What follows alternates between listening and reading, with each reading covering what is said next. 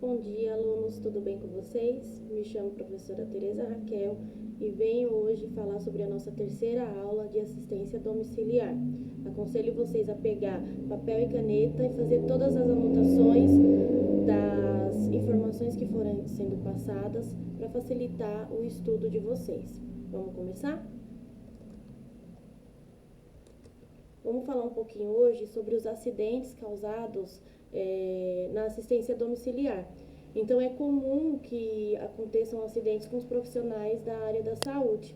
Então, a equipe de enfermagem, ela constitui o grupo de profissionais mais vulneráveis e com maior probabilidade de envolvimento em acidentes de trabalho, devido às particularidades da profissão, caracterizada por atividades de cuidados diretos e ininterruptos aos pacientes, expondo-se continuamente a riscos de ordem física, química, biológica, ergonômica e emocional. Então, os profissionais da área da saúde têm contato com materiais biológicos, que seria sangue, secreções, tem contato com parte química, que seriam as medicações, algumas substâncias, para realizar curativos. A parte ergonômica, que entra a parte da postura. Então, muitos profissionais acabam sofrendo acidentes, lesões na parte da coluna.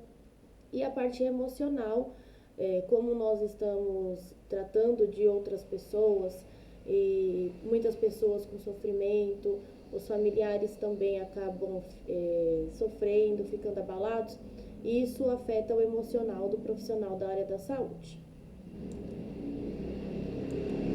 As causas. As principais causas para a ocorrência dos acidentes foram o descuido, pressa, despreparo, pouco conhecimento dos riscos, excesso de confiança, sobrecarga de trabalho, descarte inadequado de material pérfuro cortante e não utilização dos equipamentos de proteção individuais, que seriam os EPIs. Então, no dia a dia, o profissional acaba correndo para lá e para cá, muitos pacientes para cuidar. Na assistência domiciliar, o profissional vai estar com um paciente só, mesmo assim, o dia a dia acaba ficando aquele reloginho onde tem que ser feito tudo na pressa. E a pressa é inimiga da perfeição. Então, muitos acidentes acontecem por isso. Despreparo, muitos profissionais não estão preparados para realizar alguns procedimentos e acabam sofrendo acidente. Pouco conhecimento dos riscos, então tem profissionais que não têm conhecimento sobre os riscos ergonômicos, então acaba virando o paciente de forma inadequada, não tem conhecimento sobre a parte química, então acaba sofrendo um acidente com alguma substância.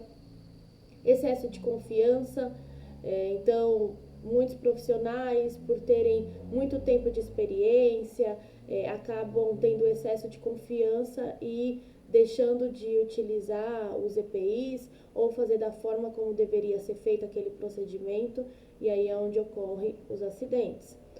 Sobrecarga de trabalho, então assumir muitos pacientes na assistência domiciliar, mesmo que sendo um paciente só, mas acaba saindo de indo para outra residência, e então a sobrecarga de trabalho, nessa correria, o profissional acaba sofrendo um acidente. Descarte inadequado de material pérfuro cortante. Todo mundo sabe que o material pérfuro cortante tem que ser descartado na caixinha. Então, não pode deixar na cama do paciente, não pode deixar numa bancada, porque outro profissional pode sofrer o acidente, ou até mesmo o profissional que está prestando assistência para esse paciente pode sofrer o acidente. E aí tem que abrir a ficha de notificação, fazer todo aquele acompanhamento para ver se não tem nenhuma patologia, se o paciente não tem nenhuma patologia que pode passar para o profissional.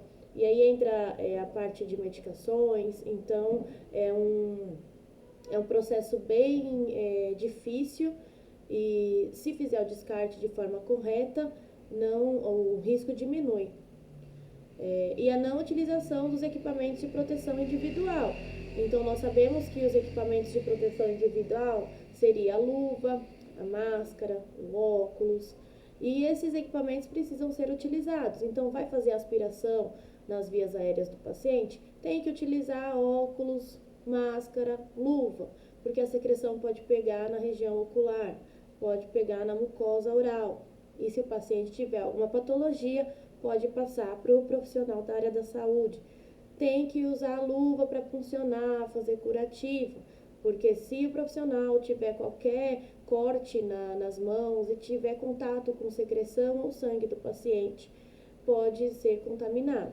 Então, é muito importante fazer o uso dos equipamentos. Mas é rápido esse procedimento.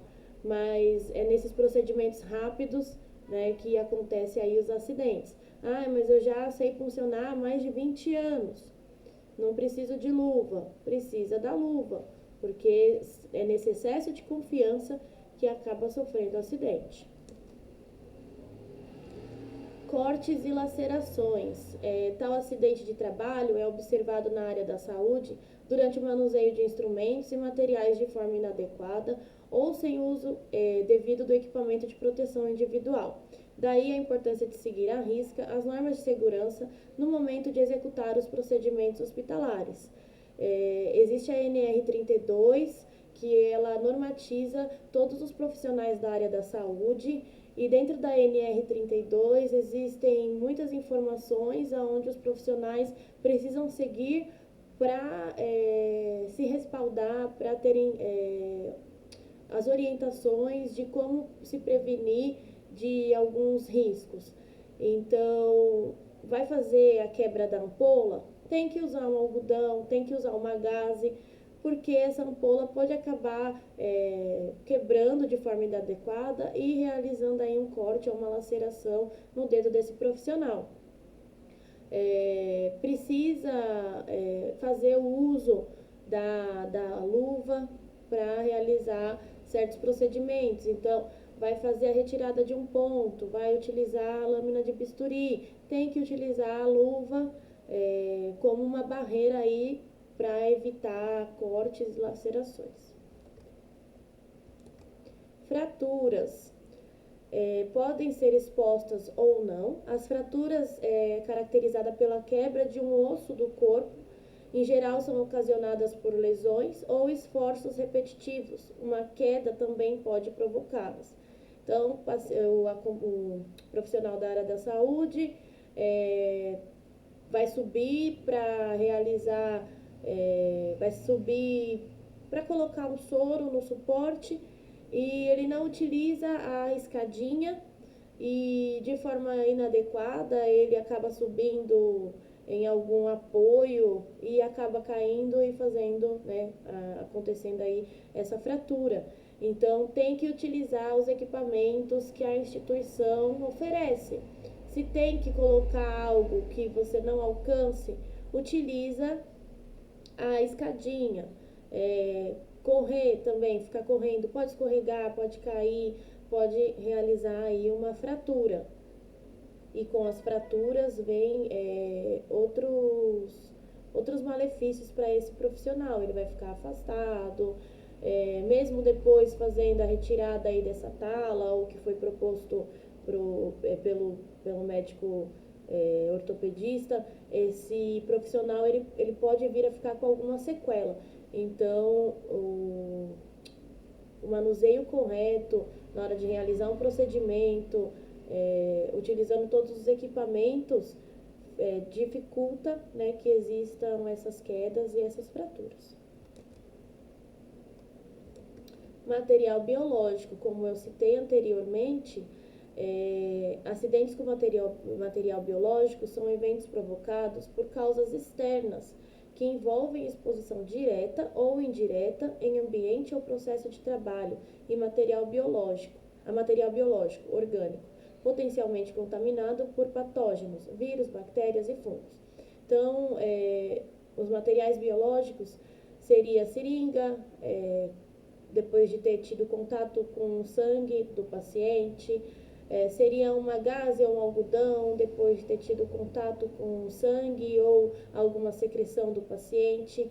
e muitos profissionais acabam pegando esse algodão, pegando essa gaze sem a utilização de luva e acaba tendo contato com essa secreção e isso pode acabar contaminando o profissional da área da saúde. Então, material biológico são todos os materiais que tiveram contato com sangue ou secreção do paciente. Vamos falar agora um pouquinho sobre a definição de úlcera por pressão. Então, as úlceras de decúbito são áreas da pele danificadas que decorrem da falta de irrigação sanguínea devido à pressão prolongada. As úlceras de decúbito muitas vezes resultam na pressão combinada com puxões na pele, fricção e umidade, particularmente em áreas ósseas. Então, os pacientes acamados, eles muitas vezes vão ter a irrigação nessa pele de forma inadequada. Então, sabemos que a passagem de sangue pelos nossos tecidos traz consigo o oxigênio, que vai manter essa pele irrigada e oxigenada. Se não passa sangue, não passa oxigênio, ocorre a necrose. As úlceras por pressões, elas sempre vão começar com uma aparência avermelhada, depois ela vai abrindo aí a lesão. Então, a importância de realizar a mudança de decúbito desse paciente, conforme preconizado pela instituição na assistência domiciliar, a cada 2, 3 horas fazer a mudança de decúbito desse paciente. Realizar troca de fralda, não deixar esse paciente úmido ou a cama molhada, porque a umidade ela facilita no aparecimento de úlcera por pressão. Pacientes que são muito emagrecidos, fazer uso de coxim ou colchão piramidal para evitar que as proeminências ósseas tenham contato direto com o colchão e facilite aí a abertura, né, da pele e o aparecimento da úlcera por pressão. Puxar a pele, muitas vezes idosos principalmente, eles têm a pele muito sensível, então qualquer movimento que for feito de uma forma mais intensa na hora de puncionar, na hora de trocar, vai romper aí a pele do paciente. Fricção, então vai fazer um curativo, vai fazer a retirada de alguma sujidade na pele. O ato de ficar friccionando pode lesionar a pele desse paciente. As úlceras de decúbito ocorrem quando há pressão sobre a pele, causada por uma cama, cadeira de rodas, molde de gesso, tala, dispositivo artificial mal ajustado, prótese ou outro objeto. Os locais onde as úlceras de decúbito ocorrem mais comumente são onde o osso está próximo da pele, como sobre os ossos do quadril, cóccix, calcanhares, tornozelos, cotovelos, mas eles podem ocorrer em qualquer lugar. Então, como eu disse, pacientes acamados, pacientes que ficam em cadeiras de roda também pode ter aparecimento de lesão por pressão. O gesso, se colocado de alguma forma onde fique desconfortável para esse paciente, pode aparecer lesão por pressão. Dispositivo artificial mal ajustado, prótese ou outro objeto. O que seria esse outro objeto? O paciente está fazendo uso de um acesso venoso periférico e aí a torneirinha ou polifix está friccionando a pele desse paciente. Então, esse dispositivo vai fazer com que apareça uma lesão por pressão. O diagnóstico costuma ser baseado no exame físico e com tratamento adequado, as úlceras de decúbito de estágio inicial geralmente apresentam boa cicatrização. Então, né, o profissional da área da saúde foi fazer a troca desse paciente, foi mudar de decúbito e viu o aparecimento de uma mancha avermelhada, já tem que comunicar, né, os auxiliares e técnicos de enfermagem precisam orientar o enfermeiro para que seja feita uma intervenção o quanto antes, para já no estágio inicial evitar com que essa lesão aumente. Reposicionamento frequente e o cuidado meticuloso da pele são as melhores formas de prevenir as úlceras de decúbito. Então, fazer a mudança de decúbito do paciente, manter a pele desse paciente hidratado, né, fazer massagens de conforto com cremes de acordo com a prescrição médica. O tratamento inclui limpeza, remoção da pressão da área afetada, curativos especiais e às vezes antibióticos ou cirurgia. Então, muitos pacientes vão ter que fazer uso de antibiótico terapia, porque essa lesão por pressão já está de uma forma muito extensa.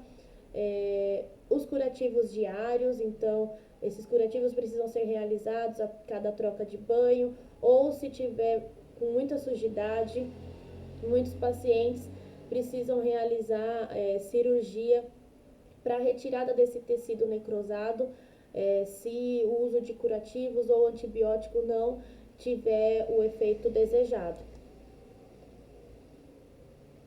Fatores de risco: idade superior a 65 anos, então os idosos eles têm a pele mais sensível, diminuição da mobilidade, pacientes acamados, exposição prolongada da pele a substâncias irritantes como fezes ou urina. Sabemos que a urina ela é ácida, as fezes também, e isso pode fazer com que apareça uma lesão por pressão.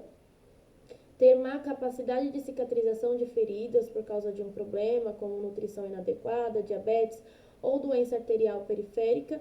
Então, alguns pacientes, devido a alguma patologia já pré-existente, têm a dificuldade na cicatrização. Então, um exemplo seriam os diabéticos. Qualquer lesão que apareça, a cicatrização deles ocorre de forma diminuída, facilitando com que essa lesão simples se forme uma úlcera por pressão no estágio mais avançado.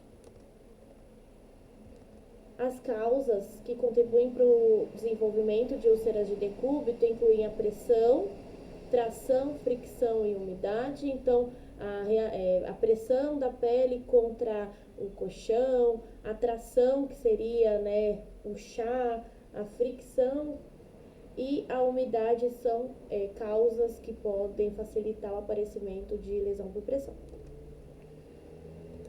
Vamos falar um pouquinho dos estágios das lesões. As úlceras de decúbito são classificadas em 4 estágios, de 1 a 4, de acordo com a gravidade dos danos nos tecidos moles. Úlceras de decúbito nem sempre progridem de estágios leves para graves. Então, tudo vai depender do diagnóstico inicial.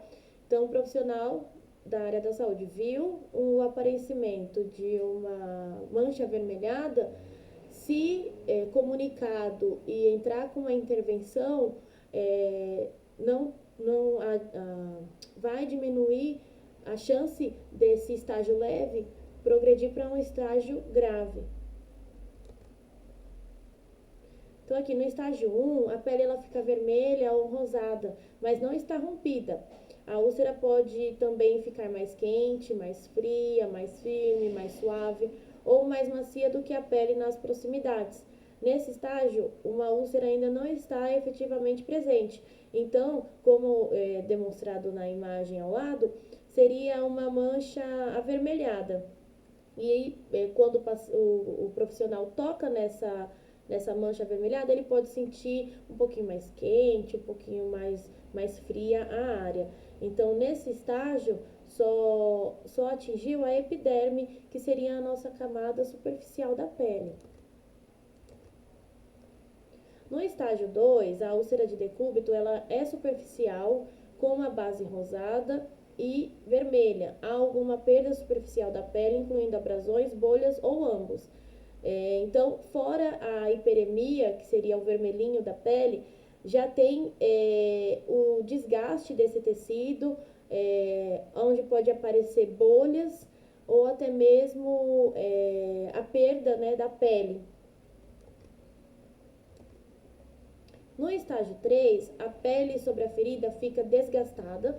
A ferida às vezes fica tão profunda que atinge a camada da gordura. Os músculos subjacentes e os ossos não ficam expostos.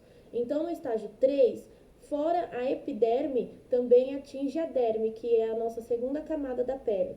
Então, essa lesão ela já vai ficar um pouquinho mais profunda, já vai ter o aparecimento aí de exudato, que seria secreções, né, purulentas, pus, mas ainda não atingiu músculo e não atingiu ossos. Então, no estágio 3, atinge epiderme, derme, e pode ter o aparecimento aí de secreções.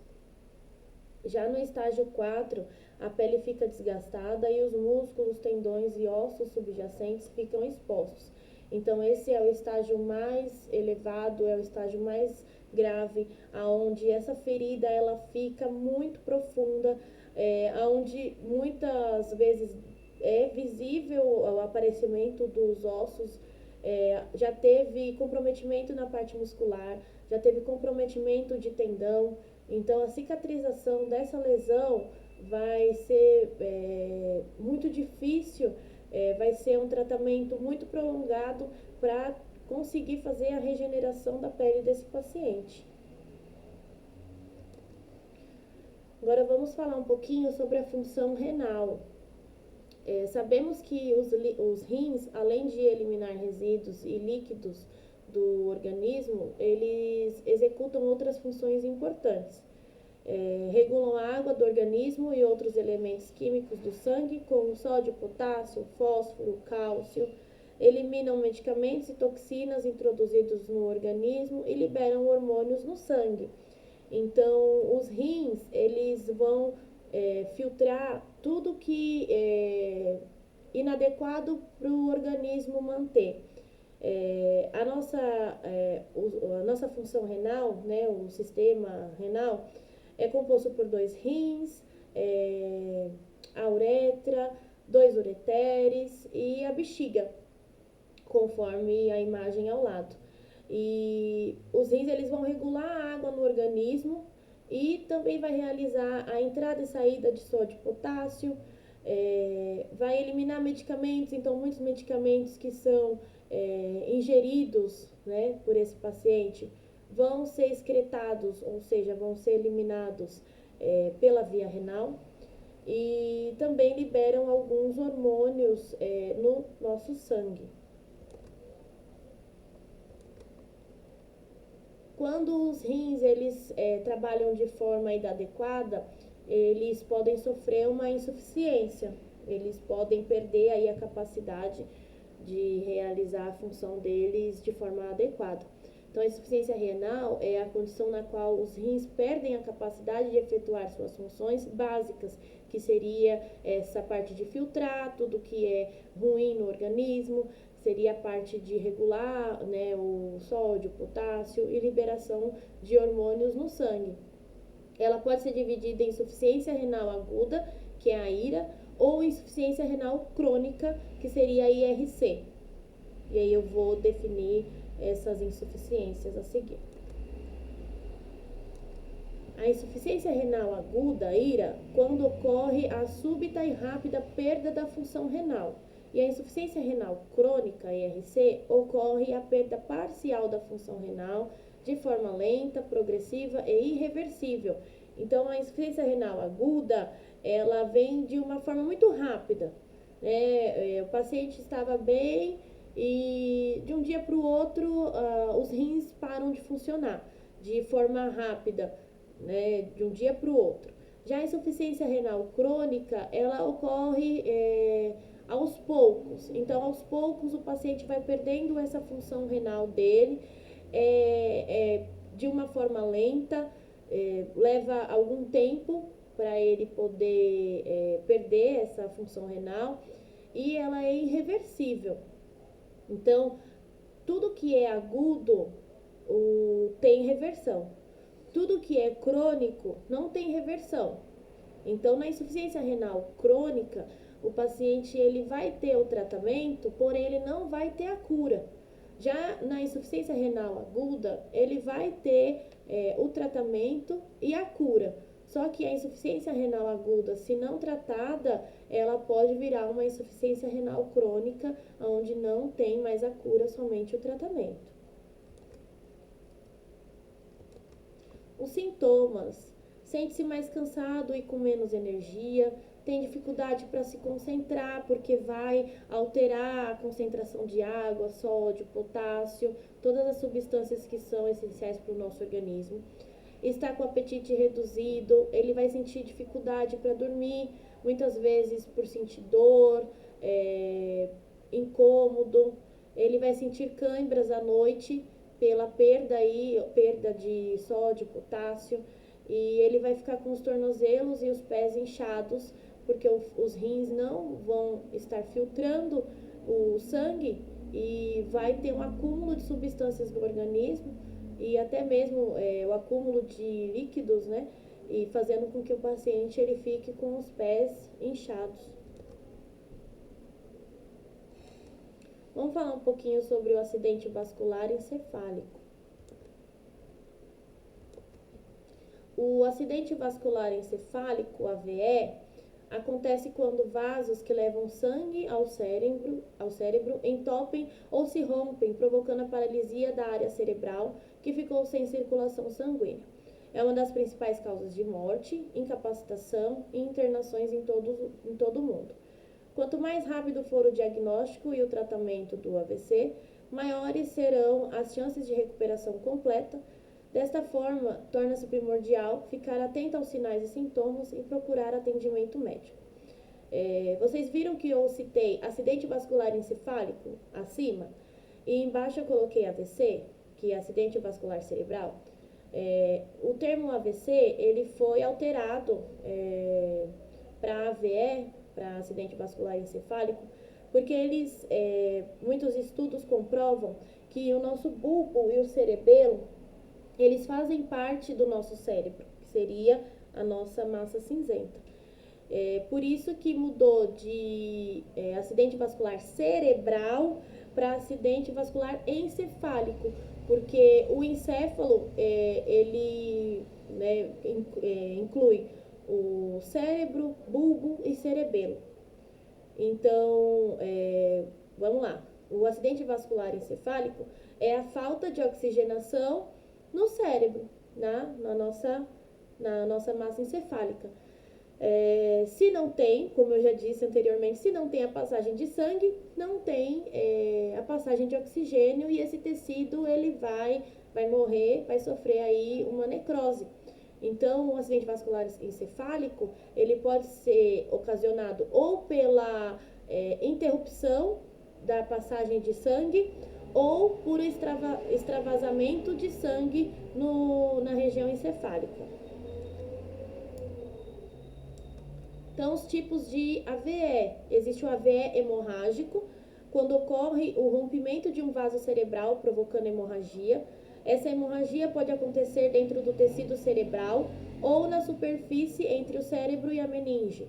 É responsável por 15% de todos os casos de AVE, mas pode causar a morte com mais frequência do que o AVE isquêmico. Então, o AVE hemorrágico é quando existe um rompimento de um vaso no cérebro, fazendo com que esse sangue ele acabe extravasando para outras regiões, como as meninges, que seriam aquelas camadas que fazem a proteção no nosso cérebro. E o AVE hemorrágico, ele, se não diagnosticado e não tratado, não tiver uma intervenção precoce, pode levar esse paciente a óbito.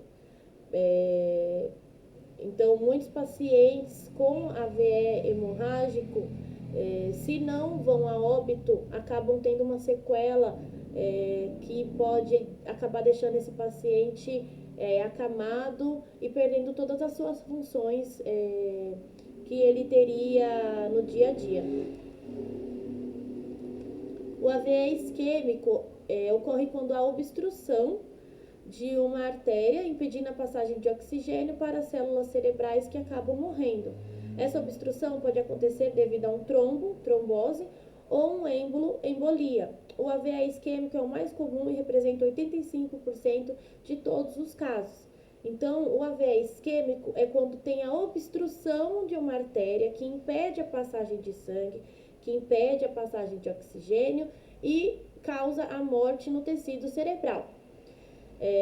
Pode ser ocasionado por uma tromboembolia. Então, vamos lá, o que é tromboembolia? O trombo é quando existe a diminuição da passagem de sangue em vasos, né, ou artérias, devido ao acúmulo de lipídio, que seria gordura.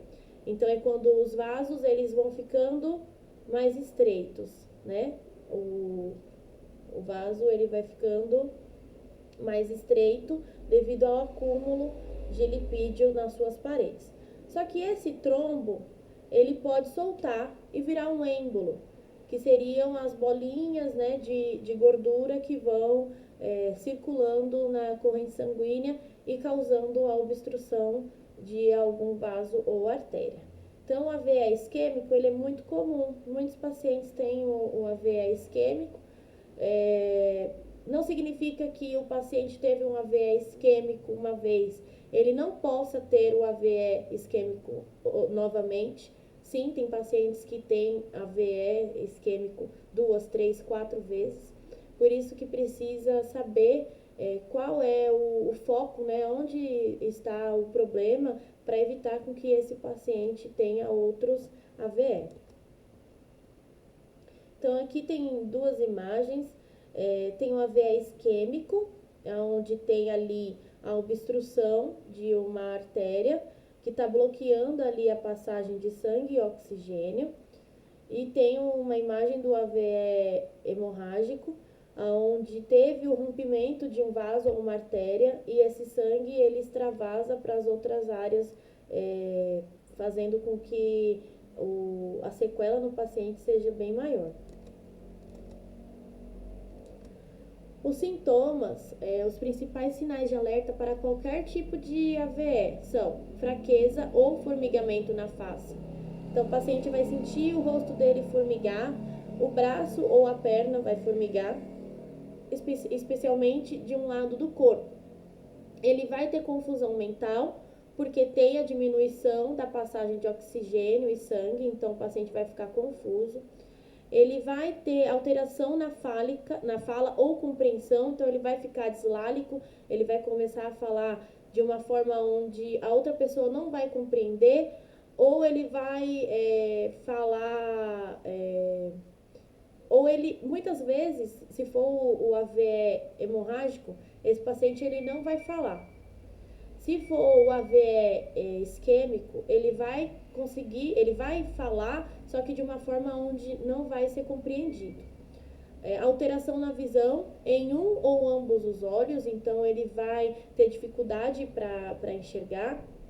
Alteração do equilíbrio, coordenação, tontura ou alteração no andar. Então, esse paciente ele vai começar a andar de forma com dificuldade, ele vai sentir tontura, a coordenação motora desse paciente vai ficar prejudicada, a força desse paciente vai ficar prejudicada, então ele não vai conseguir fazer movimentos de pega, ele não vai conseguir andar numa linha reta. Na hora que for pedir para esse paciente andar, ele vai acabar desviando daquela linha devido ao equilíbrio dele.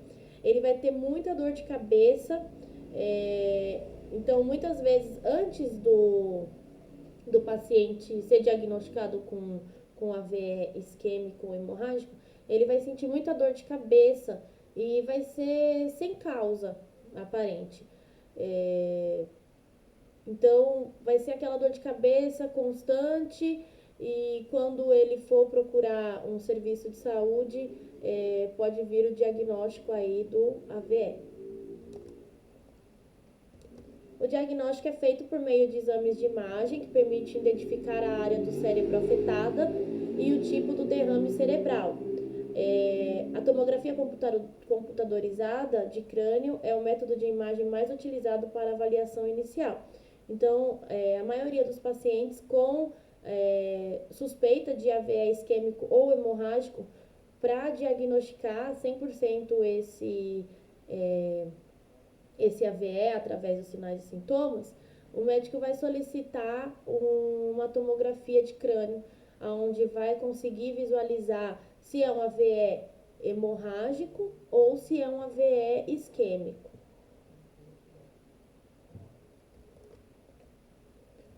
Os fatores de risco, então, pacientes hipertensos, pacientes diabéticos, pacientes com colesterol alto, sobrepeso, obesidade, tabagismo.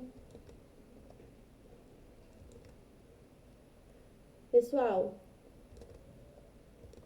eu agradeço a atenção de vocês.